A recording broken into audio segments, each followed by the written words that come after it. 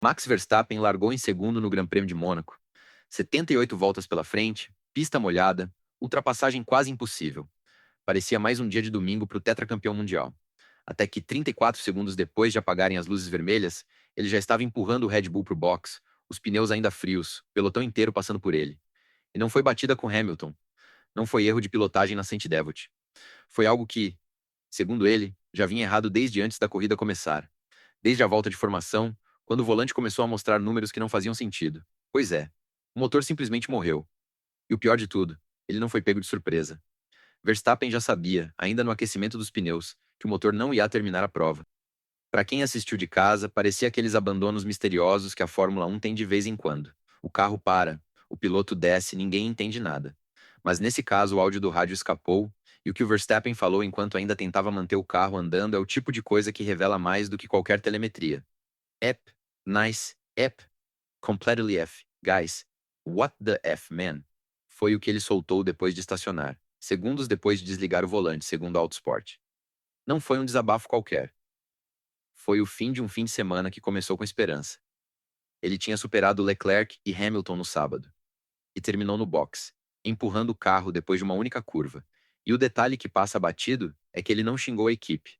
Ele xingou a situação, o destino, o motor. Como quem já sabia que era questão de tempo, não de incompetência de ninguém. Vamos contextualizar.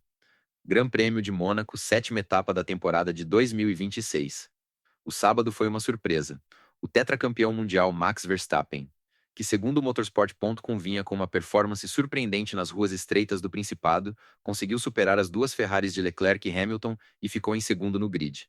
À frente dele, só o prodígio da Mercedes, Kimi Antonelli, 19 anos, que naquele sábado cravou a pole position com uma volta que o próprio Verstappen chamou de impressionante em entrevista à Sky Sports. Para uma Red Bull que começou o ano perdendo terreno para a McLaren de Norris e Piastri, e para a Ferrari que se recuperou no meio da temporada, era um resultado animador. O melhor final de semana de classificação da equipe até aquele ponto. O próprio Verstappen disse à imprensa depois da classificação que sentiu que o carro tinha dado um passo adiante. Segundo o Crash.net, ele afirmou que a confiança no equilíbrio do carro finalmente tinha voltado depois de semanas de ajustes de suspensão e assoalho. O que ninguém sabia ainda é que, horas depois, o motor que o levou ao segundo lugar no grid simplesmente desistiria antes de completar a primeira volta. Segundo o Crash.net outra vez, Verstappen mal conseguiu arrancar do grid quando as luzes apagaram. O carro afundou em rotação, perdeu potência abruptamente na saída, e ele precisou desviar do pelotão que vinha atrás, especialmente de Oscar Piastri, que vinha em terceiro e quase acertou a traseira do Red Bull na freada da curva 1. E aí veio o abandono. O mais curto da temporada até agora, superando o acidente de Sérgio Pérez na Austrália, que durou pelo menos uma volta completa. Mas o detalhe importante, que pouca gente percebeu na hora, é que Verstappen já sabia que algo estava errado desde a volta de formação. Não foi um choque. Foi a confirmação de uma suspeita. Verstappen deu entrevista para Sky Sports Fórmula 1 logo depois de sair do carro, ainda com o macacão sujo de carbono e óleo, o capacete pendurado na mão. E o relato dele é quase um diário de bordo de uma falha que vinha se anunciando, minuto a minuto, desde o aquecimento dos pneus na formação. Cito o que ele disse, na íntegra, segundo o motorsport.com. Já na volta de formação não estava indo muito bem, e depois disso o pré-largada foi terrível. Não houve consistência nenhuma, e aí o motor simplesmente morreu. Ele explicou que no pré-largada, o volante mostra a rotação alvo do motor. O famoso RPM alvo que o piloto precisa segurar para aquecer os pneus traseiros e manter a temperatura ideal do óleo e da água. Ele não conseguia estabilizar esse RPM de jeito nenhum. Subia e descia sozinho, como se o software de gerenciamento do motor tivesse perdido o controle da borboleta de aceleração. O que, para quem entende um mínimo de engenharia, é um sinal grave de falha eletrônica. Possivelmente no sistema de injeção direta de combustível ou na unidade de controle da Red Bull Powertrains, que assumiu a produção dos motores depois do divórcio com a Honda no fim de 2024. O mais bizarro, depois da curva 1, a Saint Devote, aquela curva de primeira marcha que joga o carro para baixo, ele conseguiu recuperar um pouco de potência. Por um instante, parecia que o motor ia segurar, que o software ia se corrigir sozinho.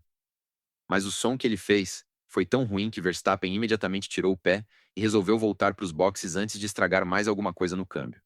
Cito novamente, agora segundo o Autosport e o Crash.net, que publicaram o áudio do rádio na íntegra. Eu só recuperei um pouco de potência depois da primeira curva e o motor soava realmente muito ruim. Não dava para acelerar fundo Então eu trouxe o carro de volta e foi isso. Não teve milagre, não teve volta de recuperação, não teve estratégia para salvar. O motor deu o diagnóstico sozinho. E o diagnóstico era terminal. Para completar, ele ainda teve que tomar cuidado para não ser atingido pelos carros que vinham atrás na freada da primeira curva. Um risco concreto de abandono duplo que teria custado caro para o campeonato de construtores. Agora vem o ângulo que ninguém comentou, e que talvez seja mais revelador que a falha em si. Na mesma entrevista, ao ser perguntado pelo repórter da Sky Sports sobre o peso emocional do abandono, Verstappen admitiu algo que não pareceu importante no calor do momento, mas que é a chave para entender o resto da temporada. Ele disse que se estivesse liderando o campeonato de 2026 liderando, esse abandono teria doído muito mais. Mas como não está? Ele foi vice-campeão em 2025 atrás de Lando Norris e abriu 2026 com uma Red Bull claramente abaixo da Mercedes de Antonelli e da McLaren de Norris e Piastri. A dor foi menor. É uma frase fria, calculada, de um piloto que já sabe que o carro que tem nas mãos não é páreo para bater os líderes numa briga direta de curva a curva. E isso conecta diretamente com o que ele disse sobre a próxima etapa em Barcelona. Segundo o Motorsport Fórmula 1, é uma pista completamente diferente, vai ser um bom teste para ver se realmente demos um passo adiante ou não, porque o circuito de Barcelona é sobre velocidade alta e desempenho aerodinâmico. Aí está o plot twist que o recorte vivo trouxe. Mônaco, com suas curvas lentas de primeira e segunda marcha, praticamente um cartódromo de rua, mascarou a verdadeira Red Bull. Todo mundo viu o segundo lugar no grid e pensou a Red Bull voltou ao normal. Mas o motor morreu antes que a gente pudesse ver se o carro é rápido de verdade num circuito de verdade. Um com retas longas, curvas de alta sustentação, onde o motor precisa aguentar carga máxima por mais de 10 segundos seguidos. Barcelona, com suas curvas de alta velocidade. A curva 9, a 3, a reta oposta. Vai responder se a Red Bull evoluiu de fato, ou se o segundo lugar em Mônaco foi miragem criada por um traçado que esconde fraquezas aerodinâmicas e de potência. E isso é só metade do que ninguém te contou. Toda semana eu volto com um caso desses. E é aí que o abandono de Mônaco deixa de ser só uma notícia de domingo e se transforma num termômetro para a temporada inteira. Porque o Verstappen é tetracampeão mundial, sim. Bicampeão consecutivo entre 2021 e 24 e vice-campeão em 25, atrás de Lando Norris por 14 pontos de diferença. Ele sabe pilotar no limite, extrair tempo de onde não tem, compensar um carro instável com talento puro. Mas se o motor da Red Bull não aguenta uma largada sem morrer, se um componente que deveria ser o mais confiável do carro, o coração da máquina, falha antes da primeira curva, com o carro ainda em baixa rotação, a conversa muda de figura completamente. E olha que não foi erro de pit stop, não foi batida causada por outro piloto, não foi estratégia errada de pneus.